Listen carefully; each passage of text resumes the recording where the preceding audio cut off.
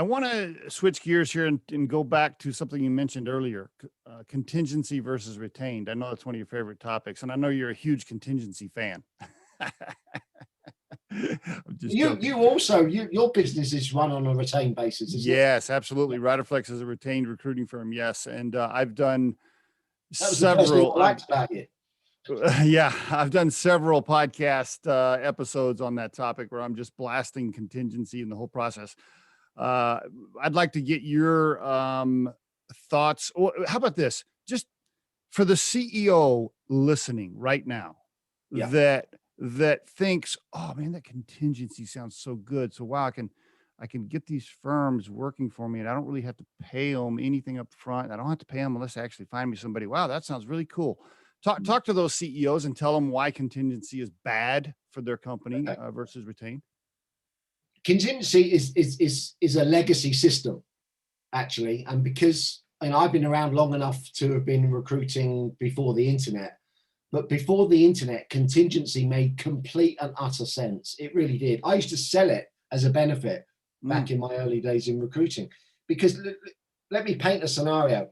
A CEO or a hiring manager has a vacancy. They decide they don't want to run an ad because ads back then were quite expensive.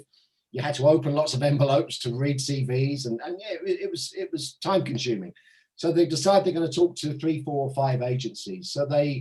So in our city, we were a sales recruitment agency. We would fill sales jobs, sales management roles. A CEO or a sales director would talk to us. We would take a brief. We insisted we would need at least 20 minutes to have a conversation with at least 20 minutes. So he would talk to us and probably 3 of our competitors, which we knew he was going to do that.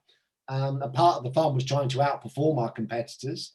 And part of the way that we were trying to outperform our competitors was taking a better brief and getting better insight. But from the sales director's perspective, he would invest in 4 conversations with 4 agencies, and those 4 agencies would all go and look in 4 completely different places for candidates, because back then proprietary databases were the norm.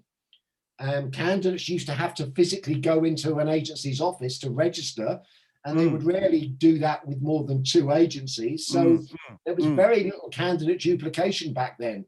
So So the hiring manager was getting free ad response, and was only paying if he hired someone. So, it kind of made sense. It didn't impair on the quality of the candidate. Today, in that same scenario, the sales director will talk to 4 agencies. The agencies probably won't even take a brief. They'll just accept a job spec in an email as the brief, which, as we both know, tells you next to bugger all. Certainly tells you nothing about how you're going to sell the job to people. Those 4 agencies will then go and all look in exactly the same places. So they'll end up contacting the same candidates about the same job. The better of those candidates will grow tired of that very quickly and will think, well, if the company are this messy in how they hire, what are they going to be like to work for? So there's already an instant drop off in the quality of candidates that are going to respond. There's more duplication of candidates because the same candidates will get submitted more than once, often because the recruiter hasn't really spoken to the candidate. They've just found their CV and decided to forward it on because they're under so much time pressure because they know they're racing other agencies. So look, bottom line is the caliber of candidate is massively reduced. Yeah. So in all of my conversations with hiring managers who have retained me, they've retained me for fundamentally 3 reasons. 1, I guarantee I'll fill it, so they haven't got to talk to anyone else, which is a ballsy way to justify it. But the other one significant benefit is the caliber of candidate would be much, much higher. And when they ask me how or why that's going to happen, I tell them, well, look, I'm going to sell your job more effectively than any contingency recruiter, because I'm going to hire a copywriter and pay them a couple of $100 to produce a great job ad.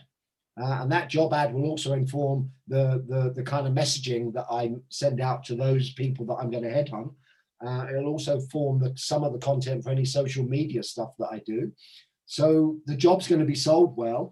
And because you're retaining me, I'm going to have the time and the scope to interview candidates properly and assess them against your particular criteria. So the final output are candidates that can do the job and want to do the job. So they perform better at the interview. And lo and behold, the one that gets hired tends to stay longer, magically. Yeah, the whole racing resumes point you made there. I think that's one of the biggest things is the CEOs or the hiring managers or the HR directors, they just have to understand you're forcing this atmosphere of contingency firms knowing that speed is really what matters more than anything. And so they are literally shoving over resumes as fast as they can go without fully vetting the candidate, without spending time with the candidate, without selling the candidate on the job. You're just getting this watered down pile of candidates and resumes that probably aren't even a match. And you're right. The recruiter may not have even talked to them, which is crazy. And by the way, taking a resume and shoving it over to a client, that's not recruiting. That's administrative work. That's admin, exactly.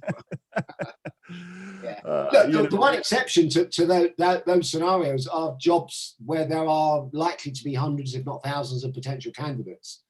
I'd argue it doesn't matter. But for jobs that are historically tricky to fill or it's looking for candidates that are not generally going to be unemployed, I think it's madness to hire more than one agency to fill it.